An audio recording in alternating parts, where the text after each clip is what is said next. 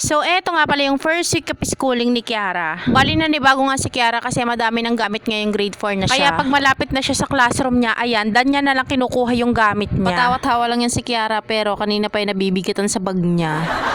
Bali 7:15 AM nga pala yung start ng klase nila dito. Hinahatidan na nga lang namin ng food si Kiara kapag lunchtime na para hindi na siya umuwi sa bahay. Dito ko na lang din siya inaasikaso sa school after niyang mag-lunch. Tapos kapag out na si Kiara sa school, ayan, kinakaun ulit namin si Kiara gawa ng mga gamit niya. Kami na yung nagdadala kasi nga sobrang bigat na rin talaga. Pero yung mga books na dinistribute sa kanila ng teacher niya is pinapauwi lang naman kapag need lang talaga. Well, tama din naman yung teacher nila Kiara kasi nga mahihirapan naman masyado yung mga bata. Kaya every time na may homework sila, ayan, saka lang niya inuuwi yung mga books nila. Pero kami na rin talaga yung nagdadala ng gamit ni Kiara kapag susunduin namin siya or kakaunin namin. Bali kapag aakit na nga pala si Kiara ng second floor, ayan, nagpapaiwan na siya dito kasi medyo nahihiya na rin talaga siya. Mabuti na lang din talaga, hindi pinagbawalan dito yung mga parents na pumasok sa school. Kaya kapag kinakaun namin si Kiara, ayan, kinukuha na agad namin yung gamit niya. Bali dito na lang kami sa baba, minsan nag-aantay ng mga kananay ko kapag out na ang mga bata sa school.